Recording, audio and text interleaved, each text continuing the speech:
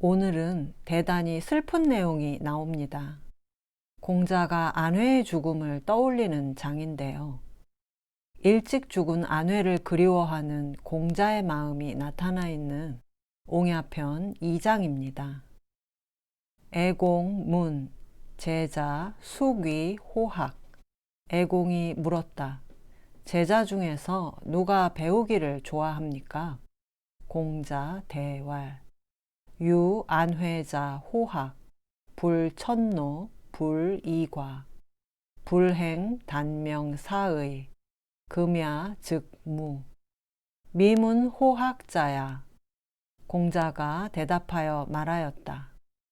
안회라는 아이가 있었는데 배우기를 좋아하고 노여움을 남에게 옮기지 않았으며 잘못은 2번 다시 반복하는 적이 없었습니다. 그런데 불행하게도 명이 짧아 죽었습니다. 그가 지금은 이 세상에 없으니 아직 배우기를 좋아한다 할 만한 자를 듣지 못하였습니다.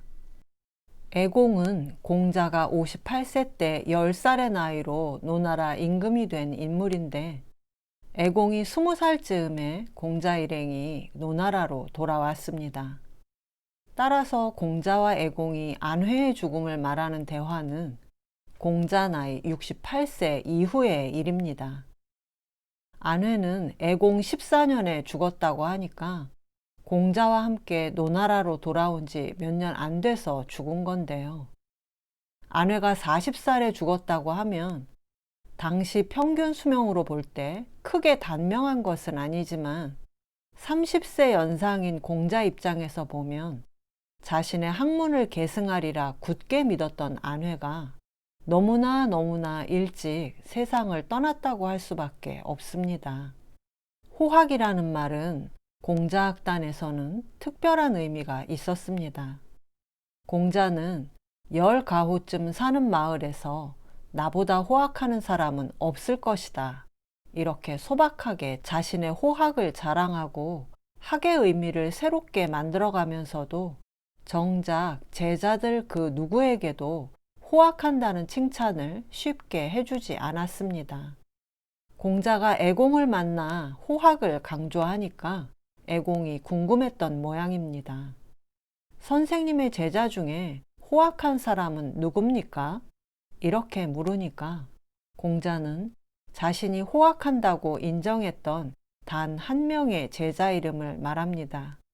유, 안회자, 호학. 안회라는 아이가 있어서 호학했습니다. 당연히 애공은 안회라는 사람이 궁금했을 텐데요. 학은 원래 배움이고 공부를 말하는데 원래 중국말로 공부, 꽁후에는 단련한다는 뜻이 있습니다. 몸을 단련하는 과정을 다 공부라고 할 수 있는데 모든 공부는 숙련되고 숙달되는데 시간이 걸린다는 특징이 있습니다. 그리고 몸의 공부는 마음과 몸이 함께 단련돼서 인격 전체를 형성하는데 예를 들어 무채 썰기의 달인이 손의 감각을 단련하는 것과 공부하는 학생이 역시 몸의 일부인 뇌의 특수 기능을 단련하는 것은 몸의 단련을 통해 어떤 경지에 도달한다는 점에서 서로 통한다고 할 수 있습니다. 어떤 공부든 꾸준히 일정한 시간을 단련하면 달인의 경지에 오르게 되는 것이죠. 우리가 보통 공부를 잘한다고 하는 것은 공부를 잘해서 좋은 대학에 가는 것을 말하는데 그런데 이것과 공자가 말하는 호학은 매우 다릅니다. 공자가 안회라는 아이가 유일하게 호학했었다고 한 바로 다음 말이 안회의 호학에 대한 설명인데요. 안회는 불천노, 불이과, 노여움을 남에게 옮기지 않았고 같은 잘못을 2번 하지 않았다. 천이 옮긴다는 뜻이고 이는 거듭 반복하는 것을 말합니다.